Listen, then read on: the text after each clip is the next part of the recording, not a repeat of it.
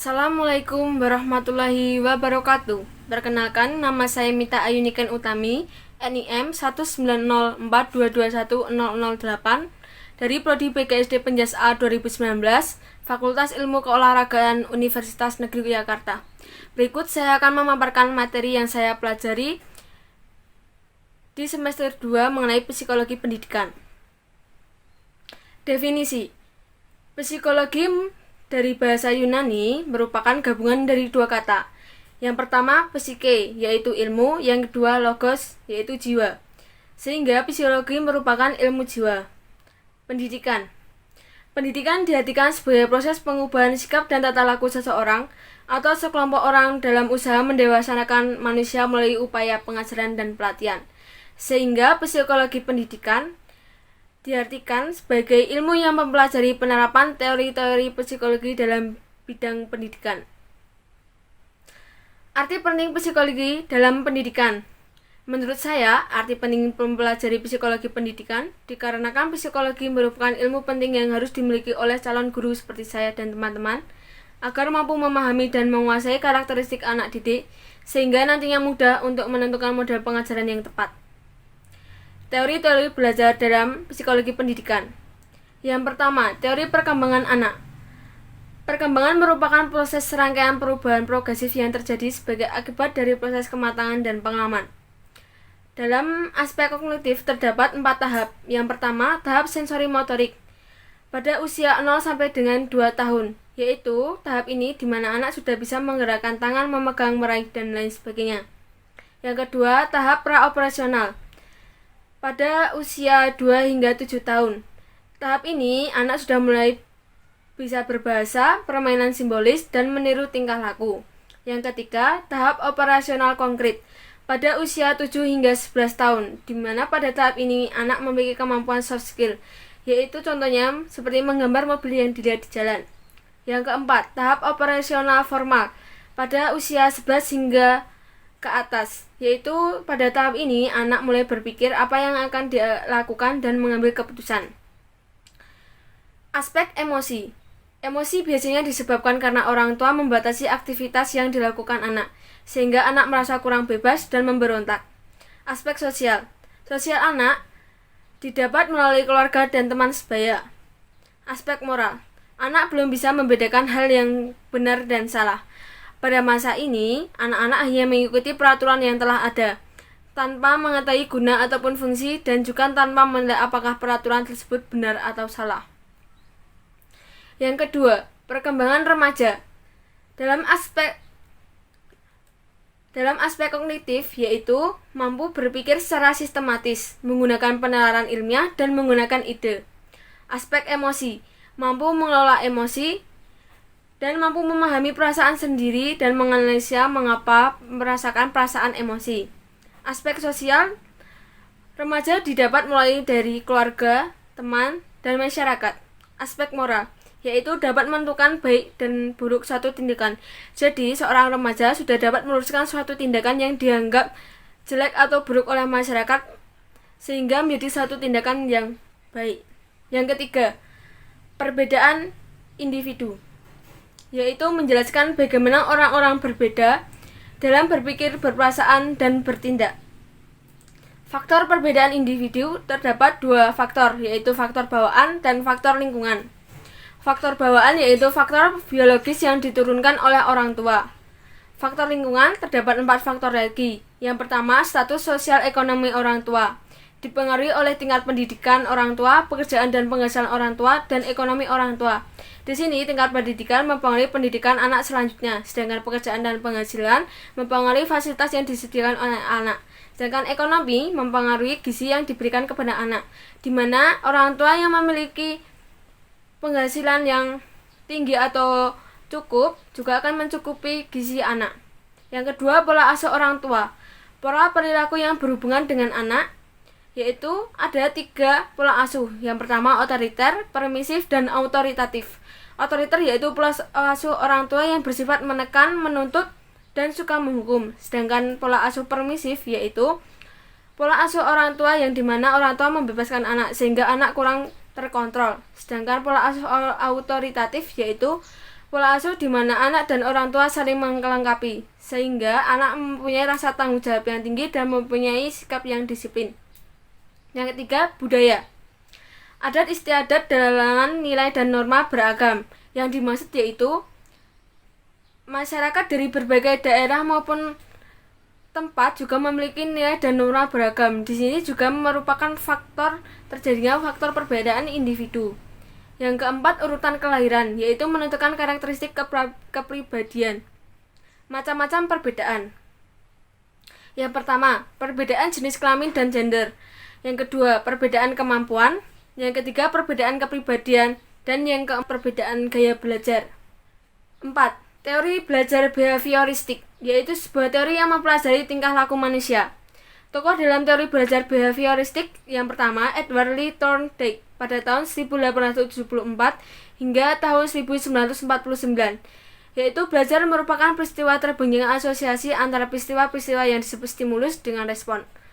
Yang kedua, tokoh Ivan Petrovich Pavlov, pada tahun 1849 hingga 1936. Karyanya mengenai pengkondisian sangat mempengaruhi psikologi behavioristik di Amerika. Prinsip teori belajar behavioristik. Menurut Mukinan, dalam beberapa prinsip, yang pertama, teori belajar behavioristik beranggapan bahwa yang dinamakan belajar adalah perubahan tingkah laku, di mana seseorang telah dikatakan belajar jika yang bersangkutan menunjukkan perubahan tingkah laku. Yang kedua, yang terpenting dalam belajar adalah adanya stimulus dan respon, karena hal tersebut yang dapat diamati, sedangkan apa yang terjadi dianggap tidak penting karena tidak dapat diamati. Yang ketiga, penguatan. Apa saja yang menjadikan timbulnya respon merupakan faktor penting dalam belajar. Yang kelima, teori belajar kognitif, yaitu teori yang mengatakan bahwa belajar merupakan suatu proses perubahan persepsi dan pemahaman yang dapat diukur dan diamati. Ciri-cirinya, yang pertama, mementingkan apa yang ada pada diri anak. Yang kedua, mementingkan peranan kognitif. Yang ketiga, mementingkan keseimbangan dalam diri pelajar. Yang keempat, mementingkan kondisi pada waktu sekarang. Dan yang kelima, mementingkan pembentukan struktur kognitif. Pengaplikasian terhadap pembelajaran teori belajar kognitif, yaitu pembelajaran di sisian lebih berpusat pada peserta didik, bersifat analitik, dan lebih berorientasi pada proses pembentukan pengetahuan dan penalaran. Belajar merupakan proses aktif dari pembelajar untuk membangun pengetahuannya. Yang keenam, teori belajar humanistik, yaitu teori dalam pembelajaran yang mengedepankan bagaimana cara memanusiakan peserta didik agar mampu mengembangkan potensi pada dirinya sendiri. Pengaplikasian teori belajar humanistik yaitu yang pertama, lebih merujuk pada semangat selama berproses pembelajaran. Yang kedua, peran guru sebagai fasilitator, sedangkan siswa sebagai pelaku utama dalam belajar. Yang ketiga, diharap siswa dapat memahami potensi dirinya sendiri dan dapat mengembangkannya. Implikasi, yaitu peran guru sangat penting karena sebagai fasilitator yang mampu memberikan motivasi belajar pada siswa. Pembelajaran yang penting yaitu bersifat pembentukan karakter. Yang ketujuh, teori belajar Ki Hajar Dewantara. Teori dalam pembelajaran yang mengedepankan bagaimana cara memanusiakan peserta didik agar mampu mengembangkan potensi pada dirinya sendiri. Metode pembelajaran di sini yaitu Among, di mana mendorong para peserta didik untuk membiasakan diri mencari dan belajar sendiri. Semboyan dari Ki Hajar Dewantara sendiri yaitu Ing ngarsa sung tulodo ing madya mangun karsa tutwuri handayani, yang artinya pertama, ing ngarsa sung tulodo, guru sebagai pemimpin atau pendidik yang berdiri di depan dan harus mampu memberi teladan kepada anak didiknya. Yang kedua, ing madya mangun karsa, seorang pendidik ketika berada di tengah harus mampu membangkitkan semangat, berswakarsa, dan berkreasi pada anak didik. Yang ketiga, tutwuri handayani, seorang pendidik ketika di belakang harus bisa mengikuti dan mengarahkan anak didik agar berani berjalan di depan dan sanggup bertanggung jawab. Lingkungan belajar, segala kondisi dan pengaruh dari luar terhadap kegiatan pendidikan. Macam-macam lingkungan belajar, yaitu yang pertama, lingkungan keluarga, yang kedua lingkungan alam, yang ketiga lingkungan sosial atau masyarakat, yang keempat lingkungan budaya, yang kelima lingkungan sosial.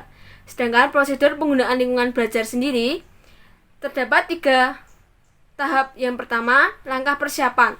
Langkah persiapan merupakan langkah awal untuk mempersiapkan dan dalam mengenali objek, tujuan, metode belajar, dan lain sebagainya. Sedangkan langkah pelaksanaan merupakan pelaksanaan kegiatan yang sudah dipersiapkan sebelumnya. Yang ketiga, tindak lanjut, yaitu evaluasi selama kegiatan di lingkungan belajar. Motivasi belajar, yaitu dorongan yang timbul dari dalam diri siswa dan dari luar siswa untuk melakukan sesuatu guna untuk belajar. Pentingnya motivasi belajar. Yang pertama, menyadarkan kedudukan pada awal belajar, proses dan hasil akhir. Yang kedua, menginformasikan tentang kekuatan usaha belajar. Yang ketiga, mengarahkan kegiatan belajar. Dan yang keempat, membesarkan semangat belajar. Upaya meningkatkan motivasi belajar. Yang pertama, gunakan metode dan kegiatan yang beragam. Yang kedua, menjadikan siswa berperan aktif. Yang ketiga, memberikan masukan. Yang keempat, hargai kesuksesan dan keteladanan siswa. Dan yang kelima, mengenali minat dan bakat siswa. Evaluasi belajar, yaitu dorongan yang timbul dari dalam diri siswa dan dari luar siswa untuk melakukan sesuatu guna untuk belajar. Fungsinya yaitu yang pertama, untuk menyeleksi murid yang selanjutnya berguna untuk menganalisis keberhasilan belajar. Yang kedua, mengetahui sebab akibat kesulitan dan kesuksesan belajar. Yang ketiga, pedoman mengajar. Sifatnya yaitu tidak langsung, kuantitatif, relatif, dan menggunakan unit-unit yang lengkap. Tidak langsung, yaitu mengetahui kemampuan siswa melalui prosedur dan menggunakan alat yang relevan. Maka evaluasi bersifat tidak langsung. Yang kedua, kuantitatif. Menilai kemampuan siswa selalu dikuantitatifkan karena hal-hal tersebut abstrak. Yang ketiga, relatif. Setiap mengadakan penilaian kemungkinan terjadi perubahan atau tidak selalu sama. Yang keempat, menggunakan unit-unit yang lengkap. Dalam mengukur suatu objek selalu menggunakan satuan ukuran tertentu. Prinsipnya yaitu, yang pertama, evaluasi harus dilakukan secara berkelanjutan. Yang kedua, evaluasi harus dilakukan secara komprehensif. Yang ketiga, evaluasi harus dilakukan secara objektif. Dan yang keempat, evaluasi harus menggunakan alat pengukur yang baik. Diagnosis kesulitan belajar. Analisis terhadap suatu gejala yang nampak pada peserta didik yang ditandai dengan adanya prestasi belajar yang rendah atau di bawah norma yang telah ditetapkan. Faktornya yaitu terdapat 3 faktor. Faktor intern siswa, faktor ekstern siswa, dan faktor khusus. Yang pertama, faktor intern siswa, yaitu meliputi aspek kognitif, afektif, dan psikomotor. Yang kedua, faktor ekstern, yaitu dari aspek keluarga, sekolah, dan masyarakat. Yang ketiga, faktor khusus, yaitu sindrom yang berarti suatu gejala yang muncul sebagai indikator adanya keabnormalan psikis yang menimbulkan kesulitan belajar. Prosedur pelaksanaan diagnosis kesulitan belajar. Yang pertama, mengidentifikasi peserta didik yang diperkirakan mengalami kesulitan belajar. Yang kedua, melokalisasi letak kesulitan belajar. Yang ketiga, menentukan faktor penyebab kesulitan belajar. Yang keempat, memperkirakan alternatif bantuan. Yang kelima, menetapkan kemungkinan cara mengatasinya. Dan yang keenam, tindak lanjut. 3 inovasi saya untuk perubahan pendidikan di Indonesia.